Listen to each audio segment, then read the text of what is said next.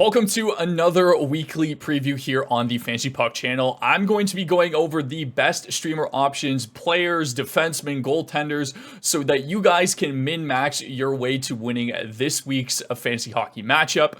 You guys know the drill by now. It is our deep dive into next week's schedule for week 7. Let's get right into the video.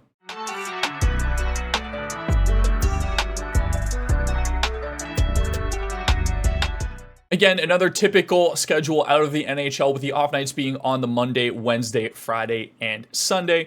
This week, there is only a handful of teams that have good schedules looking towards next week. There are 3 teams that have 4 games to do off nights: Utah, Edmonton, and San Jose. And then there really isn't anybody else that gets 4 games this week, but there are a handful of 3-game teams that get 2 off nights, which are the Sabres, the Stars, Philly, and Anaheim. For your max game min-max for this week, you want to pick up an Oiler or a Duck to start off your week. This is going to get you 2 games right off the bat, and then you want to go to a Buffalo Sabre.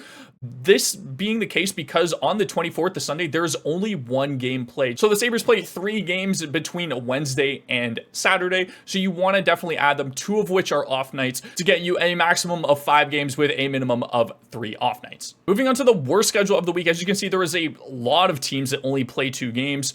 The Leafs do get 2 games and 2 off nights, so if you have a Leafs player, I wouldn't panic on necessarily dropping him too much. Chances are, if you own a Leafs player, they're an elite player to begin with, so I would just recommend holding on to them. But if you see somebody else out of these teams that you have currently on your roster that you can afford to drop to stream a better player for this upcoming week, I highly recommend that you do so, given the fact that there are so many teams that only play 2 games this week. It's very possible that you have a bunch of players only playing 2 games for this upcoming week, so in that case, I would recommend streaming a player. Week 7 priority ads, as you can see, they're all Utah and San Jose players. The reason why it's difficult to recommend a Edmonton Oiler, for example, even though they have a really good schedule for this week, is just the distribution and ownership. I don't want to recommend to you a 40% owned player like Jeff Skinner, for example, who has not been good by any means, for you to stream, who is likely just not readily available in most leagues either way. And then all of the players that would be readily available, let's say under 40%, like Vasily Podkolzin is a great example. He's skating alongside Leon Draisaitl. I don't want to recommend him to you because he just doesn't move the needle for me at all in terms of a player that I want to be able to roster. Maybe in like super deep leagues, he would be a viable option.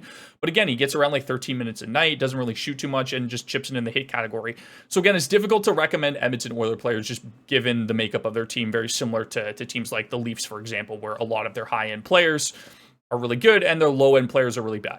So moving on to this week, Dylan Guenther, if he's available in your league, he's an absolute must-add. He's been fantastic this season. He's hovering around a point a game, plays 4 games this week, 2 off nights, great shot volume on him. We had him as a potential sleeper and breakout candidate for this year. He's been fantastic. Highly recommend that you add him if possible.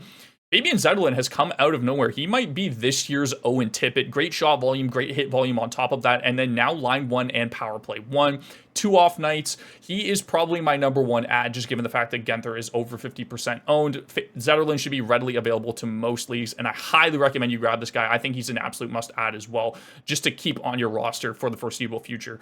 Tyler Toffoli, again, another good example. 51% owned, though, and I'm leaning more towards Zetterlund just because of the lineup distribution and the fact that he has a slightly lesser shot volume, but just absolutely like triples the hits that Toffoli has.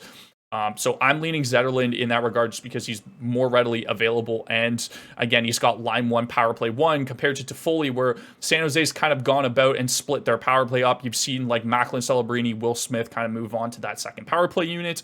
And Toffoli has joined them on that as well. So he's kind of like on that split kind of power play. But he is playing line 3 at 5-on-5, so I would much rather exposure to Zetterlund. Logan Cooley has been solid for a 32% owned player, center eligible, shoots the puck, he chips in offensively, he's skating alongside Dylan Guenther, so it seems whenever Guenther kind of goes off, Cooley is right there beside him. They've both been great. Line 2, both power play 1. Recommend them both if they're available, especially given the schedule. And then William Eklund, for those of you in deeper leagues, has been fantastic this season. Hasn't really scored a ton, but has chipped in the points category quite a bit. He's good in terms of hits and blocks as well, and a decent shot volume. And he's skating line 1 and power play 1. So I highly recommend that you grab Eklund if you're in a deeper league. That's probably my number 1 target for those of you that can't get to anybody necessarily above like 20% owned. Moving on to my other forward streams, Peterka has been fantastic. He's a point-a-game player right now with a great shot volume and getting line one and power play one, getting a ton of ice time. Even though Tage is out, he's still been great. He should be a must-add, in my opinion, in most leagues. 44% owned, so if he's available for whatever reason, just add him to your roster. He's been fantastic. Macklin Celebrini is going to be a great player in this league. He hasn't been great in his last 5 games, and at 54% owned, I didn't really feel like he should be a priority add for me, given the fact that, you know, Zetterlund is there, and he gets you such a good mix of shot volume and hit volume, along with the fact that he's been producing. And then Toffoli shot volume has just been really good. Not that Celebrini's has been bad. He actually has a really good shot volume, but line 2, power play 2, he's not really a priority add for me this week, given his ownership and the fact that he's skating line 2, power play 2. Dylan Cousins is another great deep add. He's been fantastic lately. Mike talked about him in the last video as a must-add player. I am definitely right there with him. He's starting to produce as well. Great shot and hit volume mixed with him. And then Sean Couturier, again, same situation kind of as the Sabres, were 3 games, 2 off nights. He's skating line 1 and power play 1 at 4% owned. I think he's a great option for you to add this week for a deep league option. You can get them early on in your week, and then you can switch over to streaming somebody else for the latter half of the week. Honestly, some better defensemen available this week compared to last week. Jake Wallman continues to skate on pair 1 and power play 1 for the Sharks. He's got one of the best schedules this week. Highly recommend that you add him.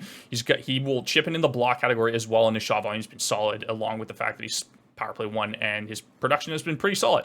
So again, number 1 add for me this week in terms of defenseman is Jake Wallman. Michael Kesselring has been really good in Utah as of late as well. Pair 2, power play 2. So if you want some power play exposure there, I think he's a great option. He's been producing quite well, and his shot volume is pretty decent alongside his peripherals. Mario Ferraro is an absolute peripherals machine. Shots, hits, blocks. If you count those categories in your leagues, he's got a really, really good floor. He doesn't really chip in too much offensively, but again, at a lower percentage owned player for somebody in deeper leagues, if you're just looking to stream a defenseman or get some category stats in terms of shots, hits, and blocks, he is a great option. Skating pair 1, plays a ton of minutes. Owen Power is quietly having a breakout season. I didn't realize he had 13 points on the year already. Pair 2, power play 2. Again, decent enough schedule to start off your week with 2 off nights. He's been solid. Plays a ton of minutes. Also chips in the block category as well. His shot volume's been pretty good also. So a pretty good add for me, in my opinion, this week at 24% owned. And then Owen Zellweger at 5% ownership. You get exposure to power play 1 in Anaheim. Another good deep option if you want some power play exposure. He is the power play 1 quarterback in Anaheim right now. He's playing a good amount of minutes. He's got some decent shot volume, and he's been producing at a decent enough rate. So again, given the fact that he's got 2 off nights this week, only plays 3 games, but should be a solid option, especially for deeper leagues if you want some power play 1 exposure. Moving on to goaltending, I think the bottom 3 goaltenders here, Rittich, Annunen, and Martin, should all be priority adds for you guys going into next weekend, into the foreseeable future, just given the fact that we've seen some major injuries. I'm sure Mike will touch on it in his kind of weekly update video. You guys seem to love that video, so I'm sure he will go into more depth. But they're all going to be playing essentially starting roles going forward. The only one that I'm not 100% on is Spencer Martin. Kochetkov is listed as day-to-day currently, so I don't know exactly the extent of his injury, but if he is out for, again, longer than a week, Spencer Martin is a great option for this upcoming week in week 7. And finally, with Calvin Pickard, the Oilers are starting to come around. They are 6-3-1 in their last 10, just suffering an overtime loss there to the Leafs. But Pickard should be a great option against either the 18th against the Habs or the 19th against the Sens. It's possible that they do give the easier matchup to Pickard to start, which would be the one against Montreal, and then they give the tougher matchup against Ottawa to Stuart Skinner. So again, just keep an eye on that if you guys are streaming players, but Rittich, Annunen, and Martin should all be really, really good options at low ownership for you guys to kind of snatch up for this upcoming week in week 7. If you guys need a goalie, they should get a ton of volume for this week.